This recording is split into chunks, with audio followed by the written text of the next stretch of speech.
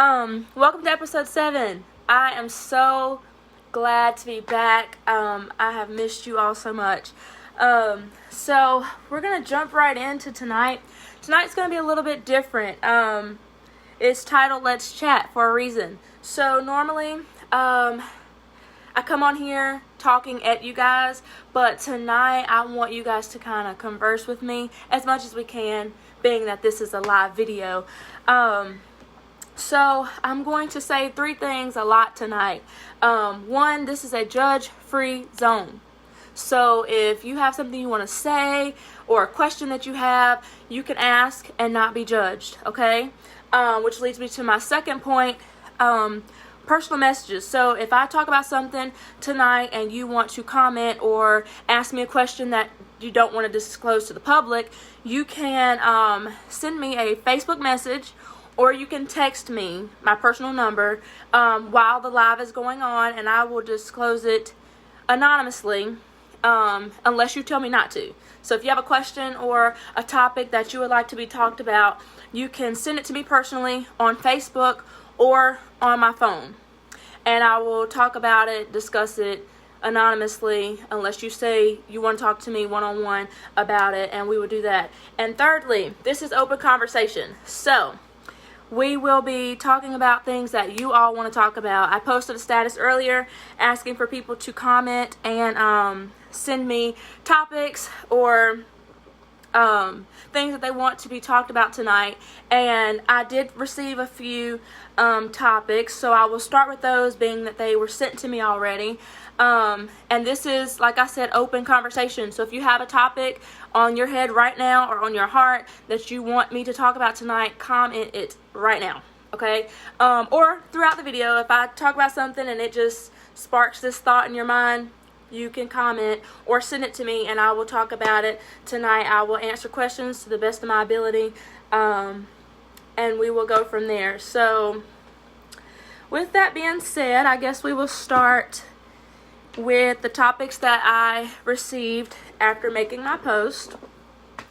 And I will start with insecurities. So someone sent in insecurities. So we will talk about how to overcome insecurities. So I will start by saying insecurities can be personal, they can be physical, they can be emotional, mental, from relationships, from the past, family abuse, or anything like that. It could come from anything. So I wasn't given a specific type of insecurity, so I'll just address insecurities in general.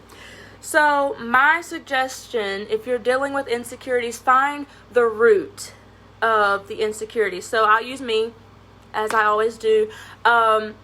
Back in middle school, I got picked on a lot for having a big forehead, a big nose, and big feet, and having long legs or being tall. So that caused an insecurity within me. So my physical appearance was always revolved around the fact that people thought I had a big head or a big forehead. So I would do things such as put my hair in my face, cut my bangs, do things to cover up the insecurities because I didn't know how to deal with it. So you need to find the root. So you start at, what is the insecurity? Okay, maybe it's something as deep as, I don't want to fall in love again because I'm insecure with myself. Whatever it may be, find the root of the insecurity. So go back to when you were 8, or when you were in 8th grade, or your last relationship, whatever you could go back to dealing with that insecurity, go back to it and relearn yourself. So relearn who you are, because you're not your past. You aren't who people say you are, or who people stamped you to be or labeled you to be. That's not who you are. So you have to take initiative and go back to the root, where you remember developing that insecurity, and you need to relearn yourself. So start over and kind of figure out who you are, as we've talked about in a previous episode. Figure out who you are and then relearn yourself, so that when it comes to dealing with your insecurities, you don't cover them up. So back to me being picked on because my forehead was big, I thought I was dealing with it because I was covering it up. So my bangs were in my face. I didn't have a big forehead, so I didn't have to worry about no one saying that. But the very moment that I put my hair back in a ponytail, or my bangs grew back and I had to put them back in a ponytail, my forehead was back and my insecurity was back because I didn't deal with it. So it wasn't until I accepted the fact, hello, I have a big forehead. Okay, they're going to pick on me about it. That's cool, but I can't change that. So I need to either accept it or live with this insecurity for the rest of my life. So I decided to accept it. So now you see I slick my hair back and I wear my forehead with pride. I mean, I love my forehead, but that came from me going to the root of the insecurity. So that's all I really have to say about insecurity, speaking that I don't know exactly what you were talking about when you said insecurities. So I would just suggest finding the root and then relearning yourself and not covering up your insecurity, but learning yourself and resolving the insecurity within yourself. When I said this is an open conversation, I did not mean... Okay, you know what? Next topic, depression.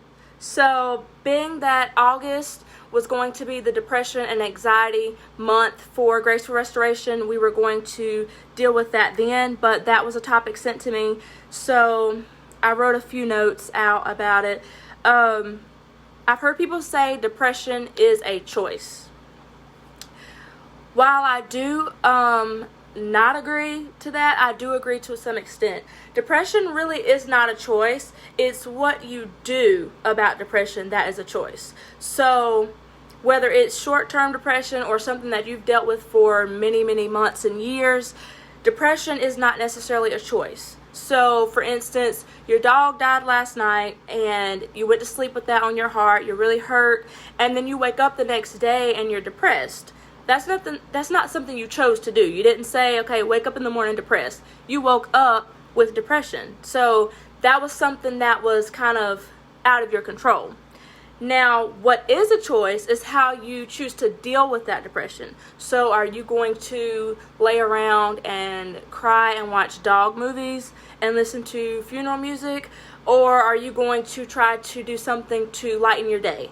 Whether it be cleaning up the dog's home that he lived in, you know, the kennel or whatever, or if you just need to go out and get something to eat, some ice cream, whatever, you need to figure out what you can do to keep you from sinking into depression, because what we do with the depression is our choice. There is a gnat, and I'm so sorry it's distracting me, but I'm trying to stay focused. Anywho, so what you choose to do with your depression is definitely a choice. So whether you say, my mom had depression, my aunt had depression, my brother had depression, I have it, we just choose to deal with it. Okay, well, that's your choice. So you choose to deal with it. So when you tell someone like, okay, well, I'm suffering from depression, and they say, well, what are you doing to help? And you say, well, my family have it, we just deal with it.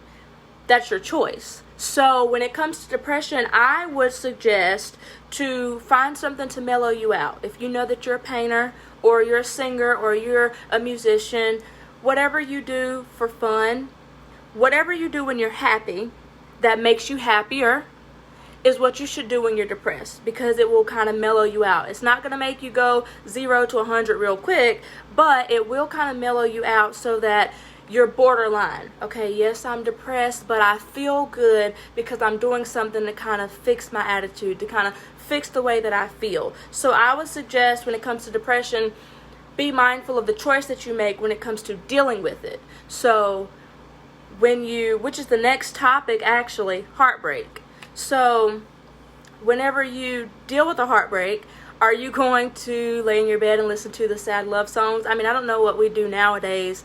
I know there's like a hot girl summer or city girl summer. I mean, there's stuff that people do when they get their heart broken to keep them from being depressed. So maybe you should find something that keeps you from being depressed, keep you from being down, from drowning yourself out from the rest of the world. A lot of people choose isolation to deal with depression. I personally don't think that's the best. That's the way I used to deal with it. I would cut my phone off. I still do that today. Like if I'm irritated, I'll cut my phone off or turn on Do Not Disturb. But that's just the way that I cope. So Some people choose isolation. They cut themselves off from the world, don't talk to anybody, don't reach out to anybody. When someone reaches out to them, they don't respond. They don't go anywhere. They just kind of sit in their depression. And while I don't think that's the healthiest option, if that's how you mellow yourself out to keep from sinking in depression, then do that. Do whatever you need to do to avoid sinking in depression even more. Which leads me to the next one, which was heartbreak. How do you deal with a heartbreak? Time heals everything. Okay? You could take that to the bank and cash it. Time heals everything. Now, how much time? Don't quote me on that, because it's different for everybody. But time heals everything. But the number one thing for dealing with a heartbreak, you need to acknowledge and recognize those raw emotions. And when I say raw emotions, like the emotions that you feel when you think about, dang, she just broke my heart, or I can't believe he dumped me in front of everybody. All of those raw emotions, the embarrassment, the hurt, the neglect, the loneliness, the depression, all that stuff, those are raw emotions. And what we tend to do as younger people and some older people, we will cover those raw emotions up with fake things. Which takes me back to this hot girl city, whatever this new thing is, the hot girl summer, that stuff. So I'll use young women, since I am a young woman. We do things such as, okay, Brandon dumped me last week. I cannot believe he did that. Like, I am so hurt. I'm so upset because Brandon hurt me. You know, it hurt. So I'm finna call my sister. We're gonna have a hot girl summer because now I'm single and I'm finna do everything that I couldn't do when I was in a relationship. That causes you to cover up your raw emotions. So look at it this way. If you have an open wound, I'll get to your comments in a minute. If you have an open wound and you start putting gauze in that open wound, eventually it's going to start drying up and that gauze is going to start sticking. So whenever you start taking that gauze out piece by piece, it's going to hurt a little bit worse to get to the original raw emotion so that the wound can heal. But if you go ahead and deal with those raw emotions while it's there, while it's fresh, you won't have to pack it up with gauze and then risk infection, taking longer time to heal. Now you're just hurting for no reason. Just deal with those raw emotions. It's easier said than done. Nobody wants to sit around and just think like, this man broke my heart, this woman broke my heart.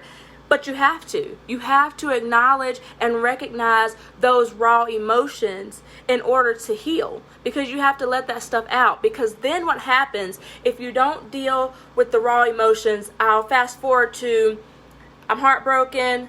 I've done all this stuff, hot girl summer, and found a new boyfriend. And I'm going to this guy's house and I'm hanging out with this girl because she tells me to do this. It makes me feel better. Now I'm packing this wound with all these temporary reliefs of the raw emotion.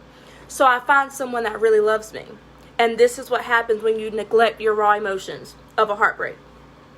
I found John. John loves me dearly. So he sees that I have a wound that's closing, but it's a lot of stuff in there. So what he'll do is, because he loves me, he'll pull a piece of gauze out. Oh, that feels uncomfortable. So what do? Push him away. I don't like that. I don't like the way you're making me feel. So now it's his goal to remove all this unnecessary gauze out of this wound so that he can get to the raw emotions of that heartbreak so that he can help you seal it up. That's how it works. And then we get to the place where now we're comfortable with how it felt with all that stuff in there. And when he starts to remove it, you don't like that. So you push him away, which is why now, well, I thought he was a good guy. I thought he loved me. But because he was showing the love and trying to help you heal, you pushed him away because you did not go with your raw emotions when you had them open. You just started piling them up and covering them up. So now you're hurting even more because someone else is trying to help you heal and you can't allow them to because you've caused more hurt on yourself. So when it comes to a heartbreak, I would say deal with the raw emotions. If that means you've got to cry for 40 days and 40 nights, that's fine, because on day 41, you're going to be fine. Okay? I mean, do what you have to do within reason. let it all out. Get all your emotional episodes out the way. You cry for a few days and you're like, okay, I'm over it. And then you see a commercial that reminds you of him and you're like, okay, I'm tore up again. You got to go through all of that stuff, because that's your raw emotion. Instead of covering it up, listening to the love songs on the radio and looking at how love should be and watching people's fake lives on Facebook, all that stuff is just covering up your raw emotion. And that's just causing you hurt in the long run. So dealing with a heartbreak, take time to deal with and acknowledge your raw emotions. So I'm going to go back. I've seen some comments about depression. So I will. There are times when you live with your insecurities, even in adulthood. And that's true. There are times when you live with your insecurities, even in adulthood. And that's when you can also take time to go back to the root. Even if you can't remember the exact day and time, you can at least go back to, okay, I remember when I was a little girl and Dad used to tell me I would never be anything. Now I see why I take failure so hard. Or now I see why I have such an insecurity with whatever, because I remember when I was a little kid, this is what happened. So what you're going to have to do with you being an adult, not you, but I'm just saying with a person being an adult and dealing with insecurities, you need to go back to that place and forgive. Whether it's yourself or someone else, you have to go back to that place and forgive. We are humans. We cannot forget. And if we do forget, it doesn't really last long, because there will be something that'll trigger our memory. So the least you can do is go back and forgive. Now, once you forgive, that kind of closes the door, because now you have no hard feelings towards anyone. So yeah, Dad, back in the day, Dad told me I wouldn't be anything. So let me go back. Maybe he had an issue that caused him to feel that way about me. So I'm going to forgive him, even though he did not ask me to, even though he didn't apologize to me, even though he may still think that. But I have to forgive him. I forgive him for the apology he never gave me. That brings you peace. And now you can close that door and try to relearn yourself to get over that insecurity. Now, don't cover it up. Please don't confuse covering up your insecurity with resolving the insecurity. There is a difference. But it all starts with going to the root and forgiving yourself and others if others were involved. So that's how I feel about that. What do you think about using medication for depression? Okay, so I'm not licensed to do this yet. But I will say, now in most extreme cases, for the most part, if you deal with depression, some people say, well, it was passed down to me, or I was just born with it. Whatever your story is behind why you're depressed, if you do seek professional help and it results to medication, I'm not going to tell you don't take it. But I will say, try to find natural remedies for depression. I have actually been trying to do that a lot, not with depression, but in life, because we don't know what people are putting in any medicine nowadays. So my first instinct, because I have kids, when it comes to anything like a cold or nausea or he's coughing or he's sneezing, I try to think, is there anything naturally that I can give them or do before I go to medication? So I would suggest, if you have medication, or if you're seeking to get medication for depression, do what you need to do, but don't become so dependent on that medication that if you don't take it, you're in an episode of depression for days. So you need to wing yourself off. If you're supposed to take 2 a day, 1 in the morning, 1 at night, try to do 1 in the morning and then work yourself throughout the day to avoid depression at night. So like I said earlier, if you're a painter or if you're a writer or you like to sew, let's find something that you can do when you feel like, okay, I'm about to have an episode. I get depressed about 9 o'clock, or I get depressed every time it rains. So when you know the time is approaching, or if it catches you by surprise and you just randomly go into a depressive state, you need to find something, have a system set up so that you can go straight to it. So I'm a painter. I love to paint. Not really. I'm just using this as an example. So I love to paint. I get depressed every time it rains. So tomorrow is a 90% chance to rain at 1:30. I know tomorrow at 1:30, I need to be preparing to do something such as paint.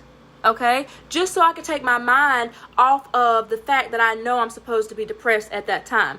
I believe we start to condition our mind once we start dealing with depression. We start conditioning our mind like, okay, well, I know when I see this, it makes me depressed, so I'm going to just deal with it. Whenever I see it, that means I just deal with it. I'll be depressed for the 2 hours, or I'll just snap out of it when I do. But we have to train our mind to go to the positive side of depression. Yes, depression is hard to battle with. It is hard. If you don't stick to it, it will take over.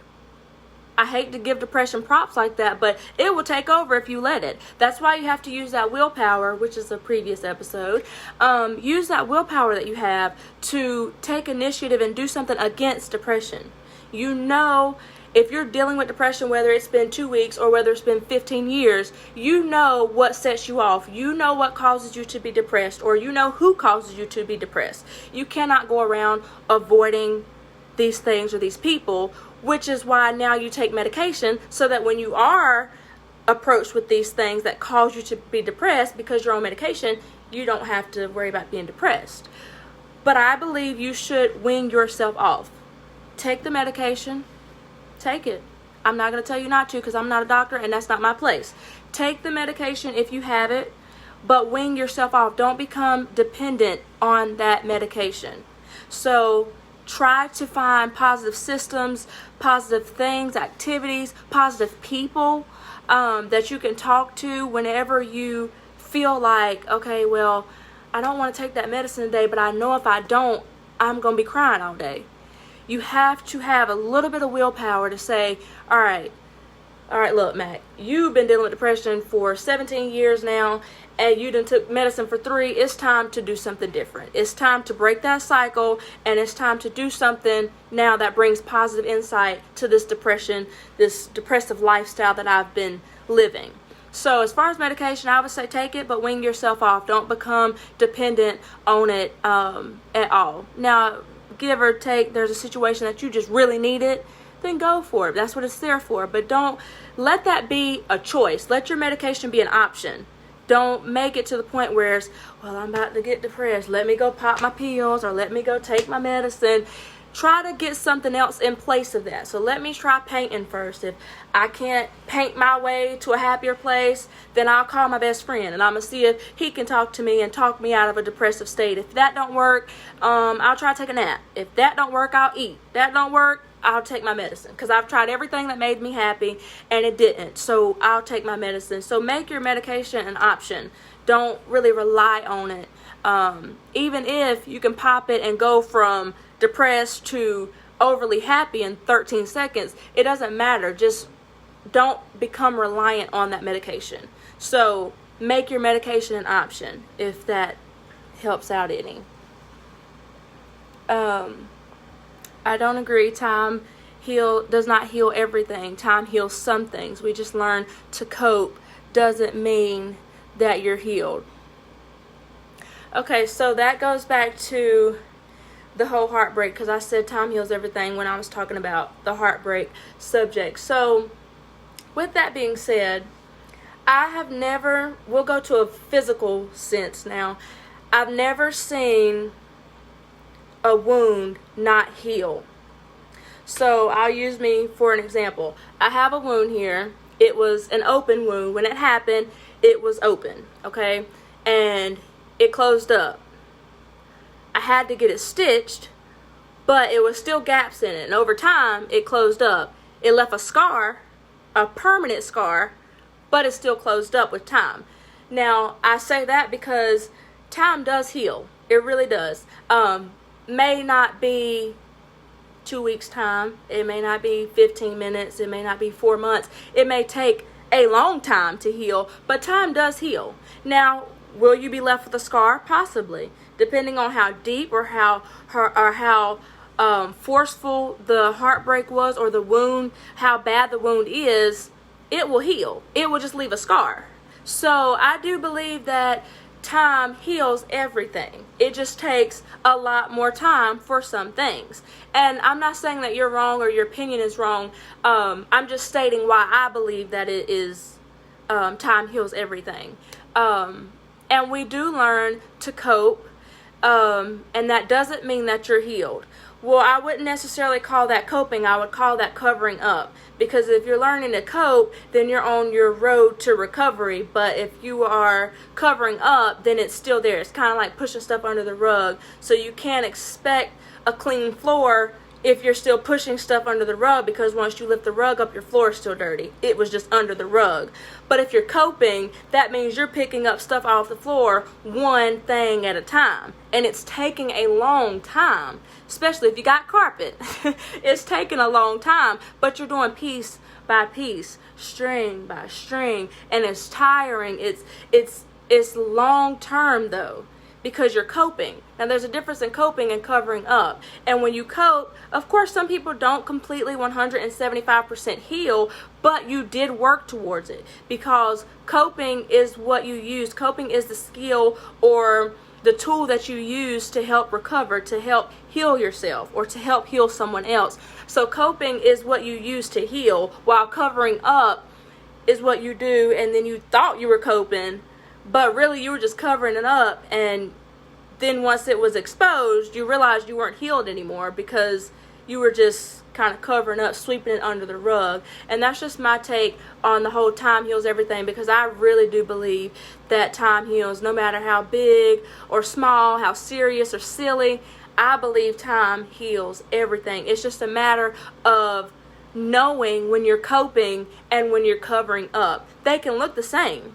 Just with the floor example, when you sweep it under the rug or when you pick it up piece by piece, either way the floor is clean.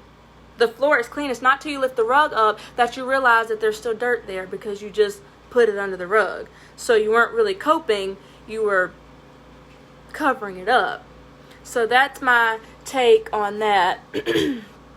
Raw emotions, deal with them, heal from them in due time. Temporary fixes won't heal the core hurt. That is true. Temporary fixes only heal you for a moment. There was a little saying the older people say, the only way to get over an old man is to get under a new one. Well, I mean, that's temporary until he breaks your heart, and now you're back at square one with hurt times 2. So I would suggest dealing with raw emotion beforehand.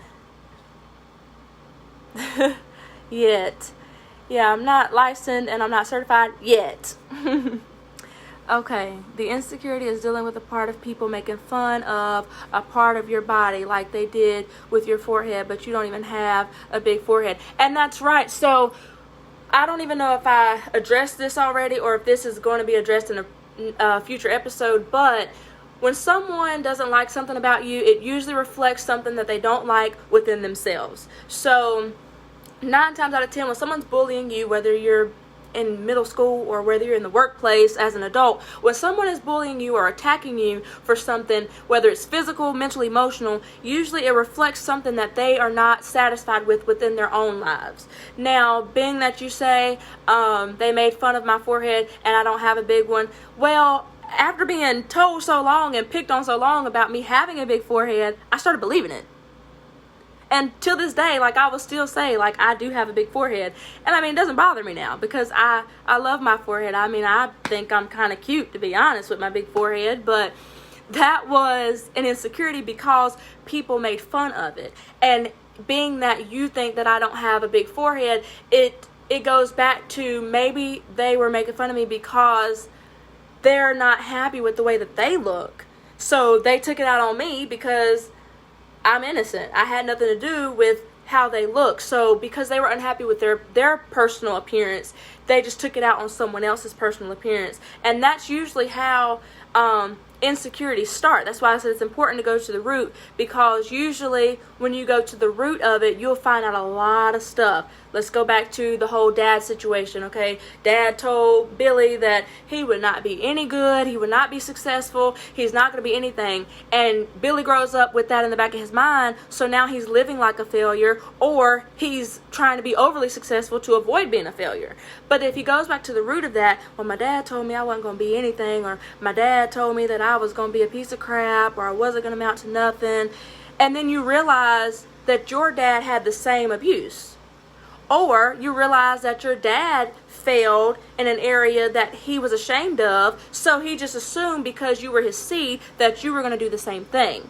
So he just went ahead and put that on you. And that's where insecurities come from. But you have to go back to the root and really acknowledge and dig into the root of the insecurity.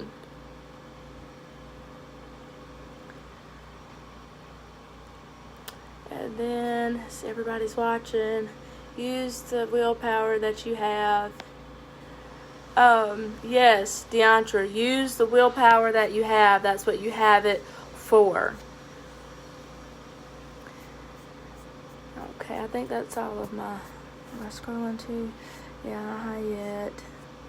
And this yeah, I've read all those comments. So I have actually 2 more topics that I have written down that were sent to me. If you have any topics that you would like to be talked about, just comment them below, or ask your questions. Keep on talking like you're doing.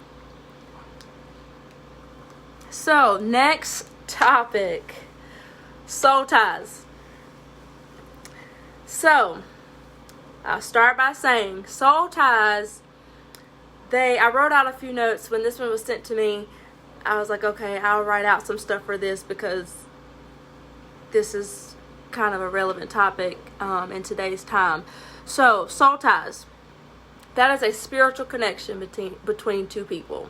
Whether it came from sex or an emotional and spiritual relationship, a soul tie is a spiritual connection. Okay? Now, you can get them from different avenues, but at the end of the day, soul tie is a spiritual connection, which is why you cannot just walk away from a soul tie. You can try, but it's going to have a damaging effect on you. So, step 1 to that, recognize that you are in a part of or entertaining a soul tie. Recognize that it's a soul tie. It doesn't matter who it is or how y'all got there. You need to recognize this is a soul tie. It doesn't matter if we slept together or not. This is a soul tie. Analyze the fact that you and you have a soul tie. Step 1. 2, acknowledge it and work away from it. So, find things to fill that void. Of course, when you have a soul tie with someone, you cannot, speaking from personal experience, you can't just, okay, we're done. Like, I can't just text so-and-so and be like, yo, we're done. Because that's not how a soul tie operates. You didn't just, you can't just get out of that. There's ways you've got to get out of that. So, work away from it, which means find things to fill the void. So if you know every night 9:30 you got to call Tony or you got to call Sue because that's what time y'all cupcake on the phone, you need to find something else to do at 9:30.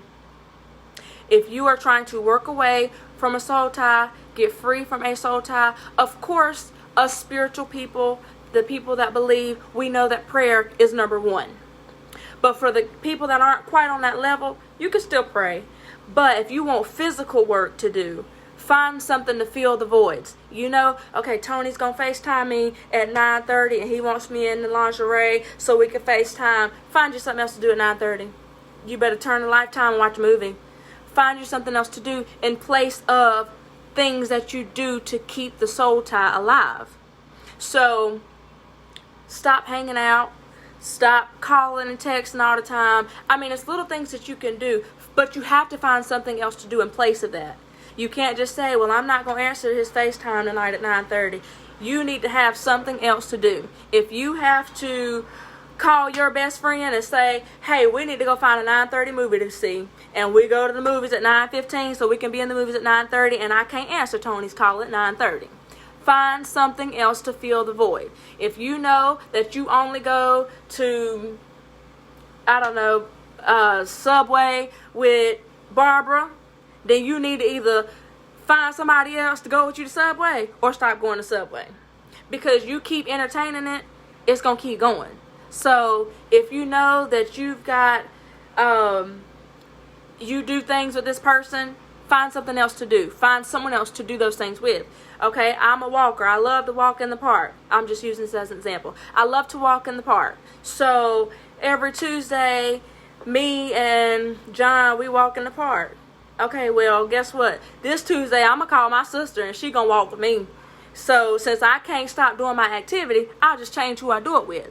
So the more that you start to fill these voids with everything else, positive things that is, and positive people, when you start filling that void with positive things, you will slowly fade away. Now, it's going to take a lot of prayer to completely spiritually break that soul tie, but physically there are things you can do, such as filling the void with positive things and positive people. And of course that's hard. I mean, it's just like smoking. When you stop smoking, you go to the patch, you chew the gum, you do the nicotine free cigarettes. You know, there's things you can do to wean you off of smoking. So wean yourself out of a soul tie. It's not easy, and it's not going to happen overnight. It's not going to happen over a week. This is going to take time. But if you're serious about it, the person that sent me this, I don't know if this was just something you were dealing with or not, but if you're serious about it, it won't be hard.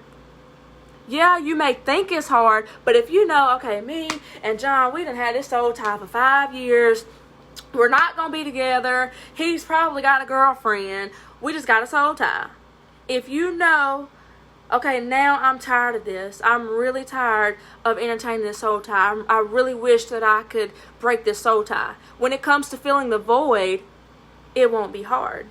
Because you're going to want to find something else to do. You're going to want to find someone else to hang out with, someone else to talk to. And maybe this soul tie tickles your fancy.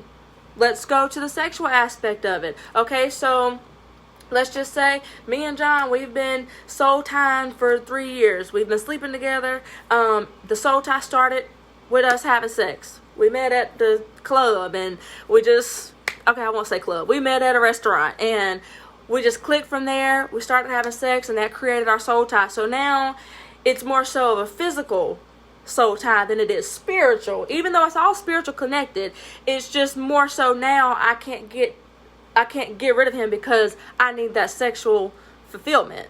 Okay, first of all, we're not supposed to be having sex. Start there.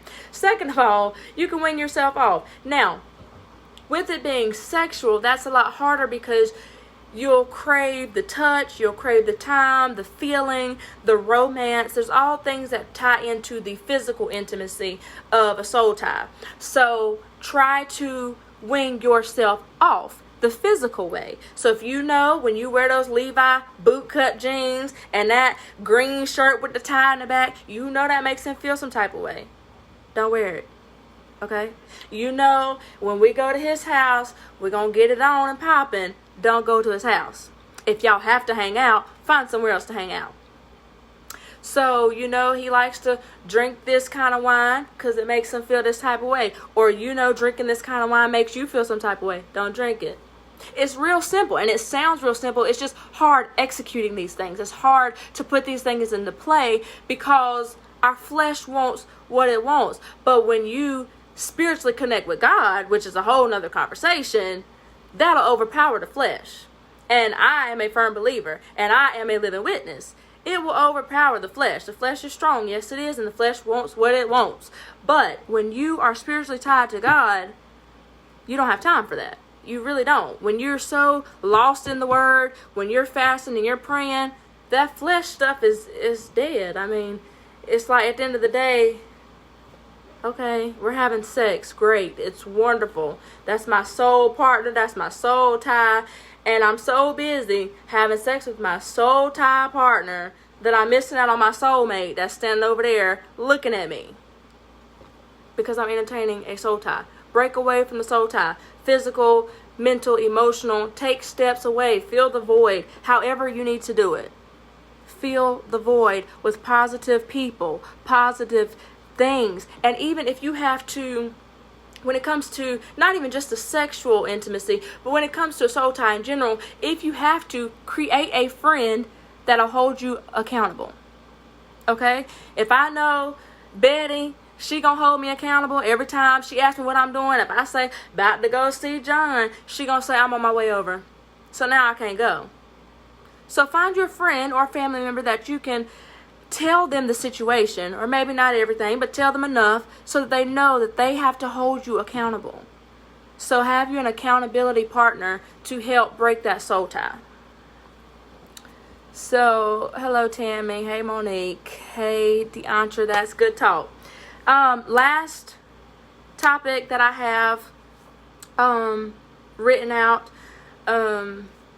dealing with past and present trauma that's maybe created anxiety while growing on your spiritual journey of being gracefully restored with Christ Jesus. So, first of all, any past or present trauma, there's no maybe to that anxiety. Past and present trauma is probably 10 times out of 9 creating anxiety and all of the things attached to that. So we'll break this down and we'll start with dealing with past trauma. That goes back to finding the root. Go to the root of the past trauma, whatever it is or whoever it is, go back to the root. And the number one thing that you can do, forgive yourself. If you don't forgive anybody else that was attached to whatever was in your past, forgive yourself. Because when people hold your past over your head, they don't include everybody that was there. It's all about you. Because it's your past, it's your mistake, it's your issues. So when people hold your past over your head, it's got everything to do with you. So when it comes to the past trauma, go back to the root and forgive yourself. As I've already stated, you cannot forget. It's hard to forget. We're human. We can't forget. I mean, unless you're me, I forget everything. I mean, I wake up in the mornings forgetting what day it is and stuff like that. But anyways, go back to the root. Forgive yourself, and then forgive anyone that was attached to it. Whether they were innocent, guilty, victims, villains, whatever, forgive yourself and forgive anyone attached to it. So once you forgive, we'd have moved on from the past trauma. When you go back and you forgive, that closes that door. So no one else can open a door that you've closed because you locked it with the key of forgiveness. So now let's go to present trauma. Present trauma, which I would assume is something that you're currently going through, or you're currently going through something that is considered trauma. So as far as the present trauma, what are you doing in that trauma? Because that can really determine a lot. If you are sitting and moping in your trauma right now, whether you're confused or you just don't want to do anything because you're just shook. Like, why is this happening to me? Why am I even in this right now? So whatever you're doing in your trauma really affects everything. So with that being said, positive energy, positive attitude, those are two things that you must have in your present trauma. Whatever it is, you must have positivity in your energy and in your attitude, and keep that across the board. Trauma is hard. Trauma is traumatizing, hence the word. It's not going to be easy. Nothing in Graceful Restoration is going to be easy. Okay? It's just not, because it's life. But having a positive mindset, having a positive outlook on your current trauma can help a lot. And we've already said that any trauma is going to bring anxiety with it and everything attached to it. So when you create a positive atmosphere, anxiety can try to creep up on it, but it won't last because you have a positive outlook. You have that positive mindset that, okay, whatever happens, at least I kept a positive state of mind from point A to point B. Anxiety will creep up. It'll try, but it can't last with positivity. So now you're saying dealing with the past, forgiveness, and present trauma, positivity, that's maybe created anxiety that has now been faded away thanks to your positivity and forgiveness, while growing on your spiritual journey of being gracefully restored with Christ Jesus. I hate to sound really cliche, but knowing the person that sent me this and knowing that this person is a spiritual person, a believer, I'm going to say something and it's very cliche. we wear it out, but we actually never really take in the meaning. He will never leave us nor forsake us. We say that all the time. That's one of the churchgoers' statements. We say that off the top of our head because that's just what we know. Mama taught me that. Grandma taught me that. They always say it. But let's actually think about that. So to forsake means to abandon someone, to give up on someone, to leave someone. And the word says he will never leave us nor forsake us, which means even in the current and present trauma, he's still there. And there are some things in life that we just have to go through. And that's fine because he will never leave us nor forsake us. And I don't think people realize that in order for things to happen to us or to come to us, whatever hell throws up at us has to go through God before it comes to us. So we already know there that God's not going to He's not going to allow something to happen to us, to come to us that we can't handle or that he can't bring us through. So have you ever seen an obstacle course set up with the mud, the ropes, the walls, the barrels? I've never seen anyone get through an obstacle course without going through the obstacles. And with that being said, in life, we are presented an obstacle course and we have to go through those obstacles to get to the finish line, to get to the end, to get to the light.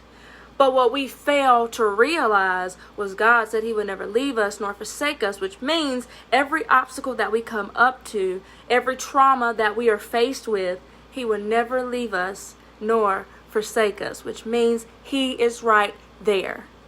And the type of God that we serve, let me break this down even more. When it comes to the obstacle, we allow the trauma to get to our head. So then we see this wall, we're in the obstacle course, we're ready, we're suited up, we drunk our water, let's go.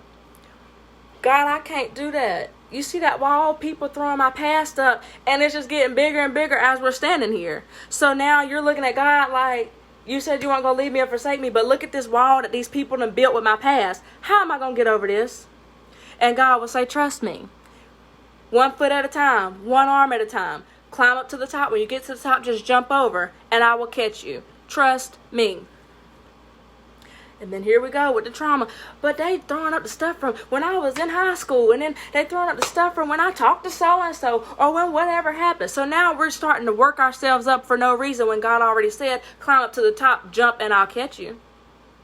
Trust God. How do you deal with it? You trust God. Because he will never leave you nor forsake you. So then, all right, I'll trust you, God. You climb up to the top, you jump over, and surprise, he caught you. You're in the midst of your trauma. You're in the midst of your obstacles. Trust God.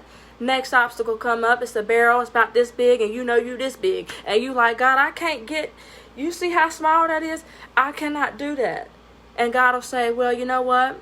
Let me help you out. I'll stretch it out just wide enough that you can get through, that you can breathe, so you can still squeeze. It's going to be uncomfortable, but I'm going to make it so that you can get through it. You're going to be uncomfortable.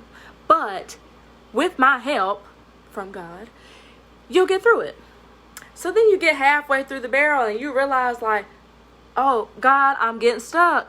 I'm stuck in my obstacle. I'm stuck in my trauma. God, you said you weren't going to leave me nor forsake me. And here I am. I'm stuck. I'm stuck in this barrel. You know I'm this big and the barrel's this big. You said you was going to stretch it. What happened? Now I'm halfway through and I can't get out. So God will say, take 3 breaths and squeeze yourself through and you'll be out. Then you'll get to thinking, well, I remember when my mama told me that I couldn't do it. I remember when my brother and my uncle used to tell me that I can't do that. I just can't do it. I'm too big. I can't do it. But God said, take 3 breaths and squeeze through and you'll get through. Trust God. In your obstacles, in your trauma, trust God. So you do what he say. 1, 2, 3. And you push through and before you know it, you're standing up and you're out of that obstacle. All because you trusted God. So when you're in a present trauma, when you're in a circumstance, when you're in a situation that just seems like there is no end, trust God. That's all you can do because he will never leave you nor forsake you. He won't. Even when it feels like he's not there, when it looks like he's not there, he is. You just have to trust him. Whether you are a hearer or a seer, however you communicate with God, you need to make sure that communication portal is open. So when it comes to you being a hearer, you need to get all these little voices out of your head saying that you can't or you won't or you don't know how. Get all that stuff out. You've got to clear your communication portal to God. So if you know that you are a seer, be mindful of what you put in front of you. Because if you got everything, if I know I'm a seer and I need to see what God's saying on this live, this ain't going to help me. So I know that I need to do something with this obstacle in front of me. God said, pick it up and put it on the table. But God, I don't know if I can pick it up. It might be too heavy. God said, pick the notebook up, put it on the table so you can see what I have to say. All right, God. But what about when they told me I wasn't strong enough to do that? Or what about when they told me that I shouldn't do that? Pick the notebook up, place it on the table so you can see what I have to say. And now I can see. But it's all about what you do and all about what's in between you and God. When it comes to dealing with past and present trauma that created anxiety that we got rid of, growing spiritually and being gracefully restored, you have to trust him. And you've got to clear your communication portals. Okay? If you see, make sure that you can see. If you hear, make sure that you can hear. And I will go so far to say this. I used to be really nonchalant about what I'm going to say, and I used to think this was silly, but be careful what you watch, be careful what you listen to, be careful what you feed yourself. That sounds real crazy. Back in my day, I could listen to every word under the sun with all kind of sexual sayings and derogatory lyrics and just profound stuff. I mean, I could listen to anything. I can listen to 2 Chainz, 4 Chainz, 9 Chainz, Lil Wayne, everybody. I mean, twerking music, slow jams, R&B, baby making music, Kirk Franklin, Tamala Man, Ty Tripp. I could listen to it all, and it didn't affect me. And it wasn't until I believe I was at my home church, F-Top, and my pastor had said something about being mindful of what we put into our bodies. And I'm like, well, words in a song ain't gonna bother me. Watching music videos and watching movies and stuff, that is not gonna bother me. Till I realized once I got serious with God, I couldn't stand to hear certain stuff. So when I turned on 102 Jams, yeah, I wanted to beatbox and, jam. Oh, this my song. She got a dog. Yeah, what? That's what I used to do, and that's what I liked. But once I got serious with God, it was like, I can't listen to this. I can't. So you mean to tell me all this stuff I'm putting in my ears is the same ears I got to use to hear God? I can't do that. We can't listen to She Got a Dog Today, honey. We cannot listen to 2 Chainz, 4 Chainz, and Lil Wayne. We cannot listen to that because I need to be able to hear what God says. I need to be able to hear that clearly. And me tainting my communication portal, you may think she's being really extreme right now, but I'm trying to tell you it's real. When you taint your communication portal, it's hard because now you can't hear because she got a don't. Now you can't hear what God's trying to tell you. Trust God. How you going to trust me if you can't hear him? I mean, it's real. Be careful what you put into your body. Be careful what you feed your communication portals because that can hinder you from hearing and seeing what God has to say and do. So as far as dealing with all of that, I would say trust God because he would never leave you nor forsake you, and keep your communication portals open. Keep them clean. Keep them pure. I mean, even so much as if you know Barbara and Jean, all they want to do is gossip. You don't need to listen to that. Don't even entertain it. You may be thinking, well, they do call me all the time telling me what everybody doing in the community. I just listen. I don't say nothing. But you're listening. And you realize you're attaining your communication portal with God. So now you're too busy listening to all that nonsense that when God is speaking, you can't hear it. Why? Because you know what Johnny and Betty did last weekend, and you know that Sue's sleeping with whoever, and her husband's at home, or so-and-so done got locked up. But what is God saying? You don't know. Why? Because you know everything else but what God is saying, because you have tainted and blocked your communication portals. So it's very important. You need to trust God because he won't leave you. He won't forsake you. Even when it feels like he did. He didn't. He's still there. He may just be watching. May just be with you, and you fail to acknowledge his presence. So he will never leave you. He won't. I mean, he won't. Even when you sleep, he's probably looking like, well, look at that beautiful little angel I created. But he will never leave you. So with that situation, just trust God. Keep your communication portals open. Keep them clean. Keep them clear. And just stay focused. Stay positive. And just trust God. It seems so easy. It does. But when you don't hear and when you don't see, it seems so hard. Because it's like, God, I trust you, but you're not saying anything to me. You're not showing me anything. You're not letting me hear anything. You're not giving me instructions. Maybe he is. But because you've tainted your communication portals, you can't hear or see it.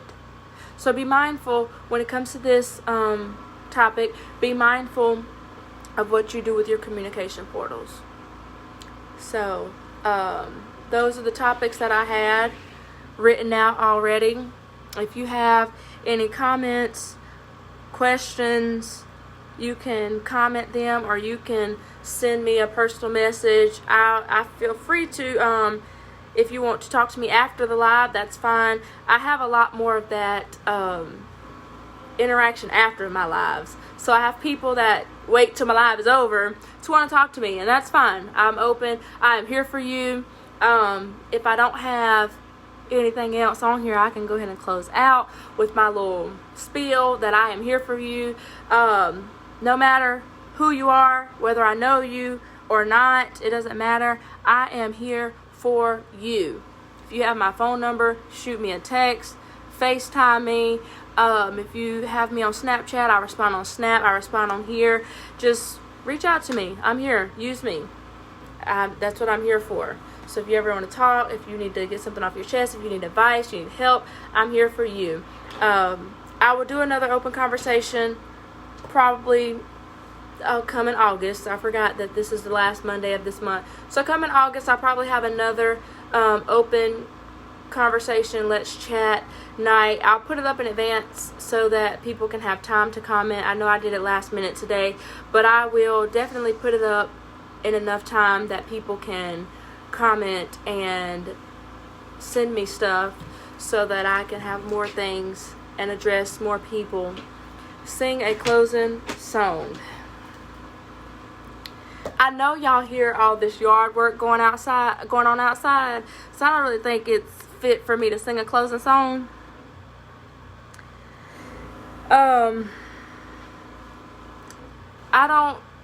I really don't. I will give y'all 2 song selections.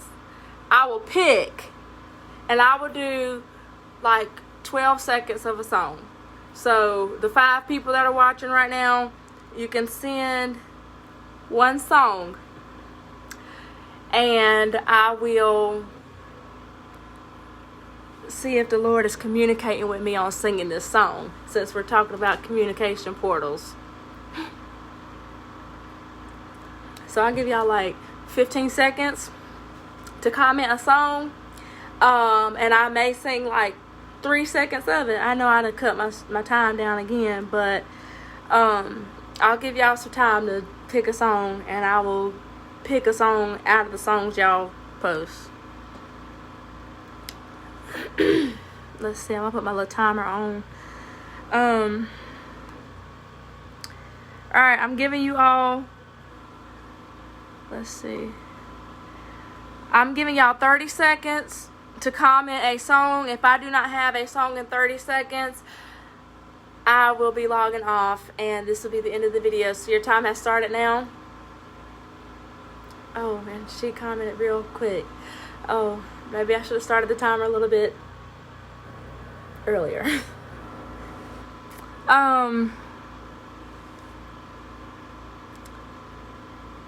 Monique, please go to sleep. Okay, well, I have 3 song requests. Monique, that's a negative. We're not doing that.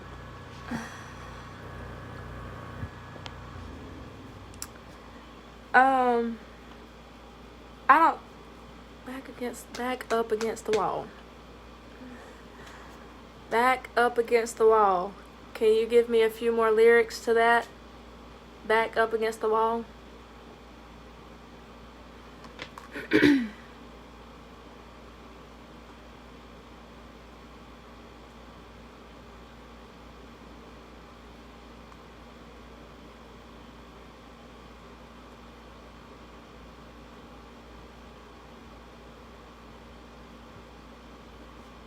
I haven't sang in so long. I don't even know if I know how. He made. Oh, okay. That's Travis Green. I guess I'll do that one since I don't have no music to that or anything. So we just gonna have to. Oh, bless the Lord. Let me look up some words. Now, if this is the wrong song, I'm sorry, but that's what comes to my mind when you say those lyrics.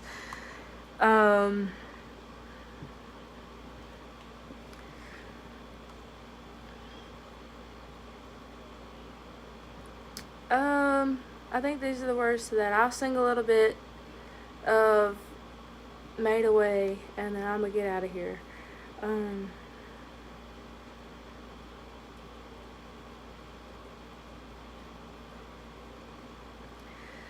Okay, I'm gonna do Made Away. That was the request winner, because ain't nobody else say nothing except for my sister, and I'm not doing that. Let's see here.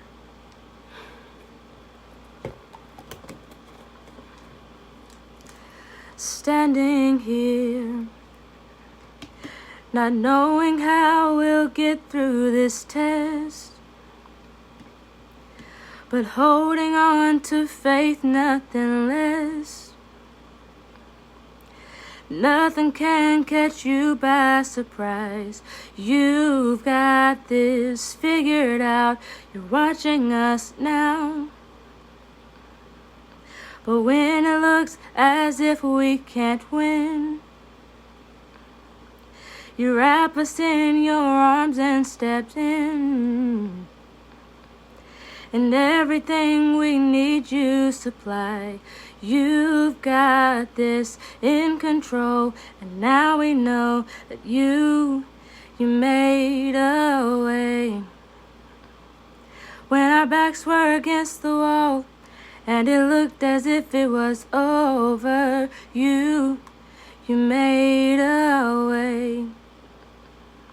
And we're standing here only because you made a way.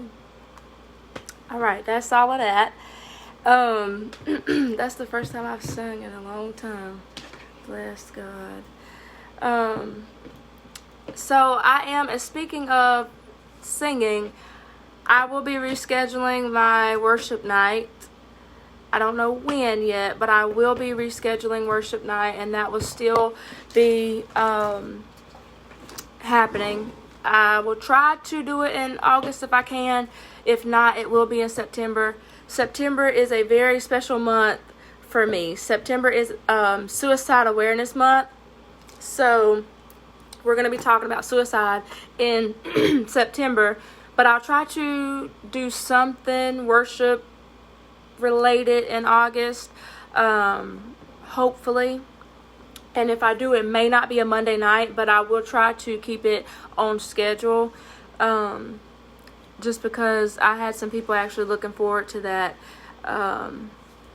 So I will get that back. Just so you know, this extra stuff will not be posted on YouTube. I'm going to crop all of that singing and stuff out.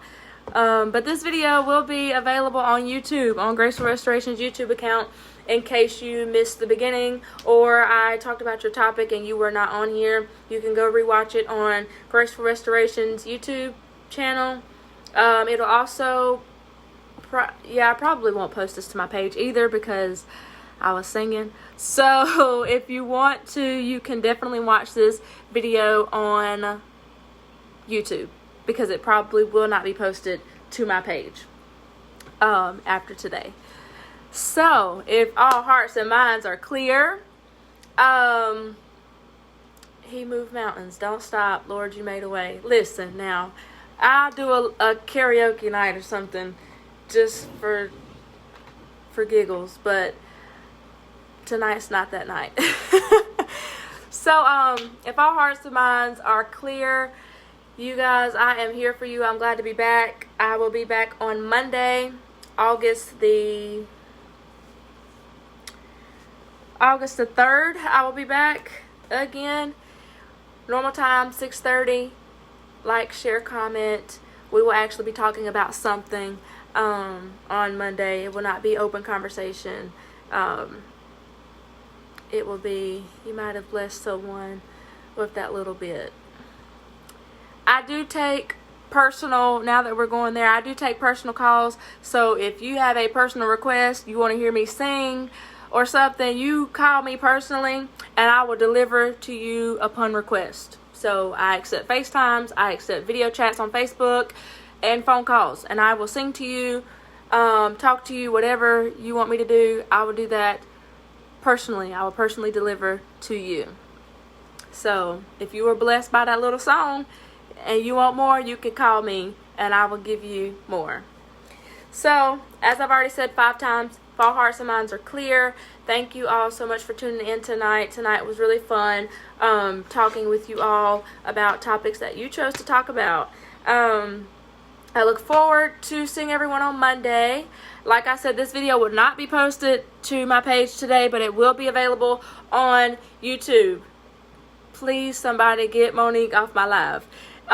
This video will be, the Graceful Restoration will be on the YouTube channel, but it will not be on this live, on this Facebook page, because, no. But, I hope everyone enjoyed this live. I hope you, got something from this. I hope I answered all questions and comments. So I will see you all on Monday, August the 3rd at 6:30. And I will keep you all posted on the worship night's new date. I love you all, and I am here for you all. And thank you. Monique, go somewhere. Go forth. Be blessed and be a blessing. God bless all of you.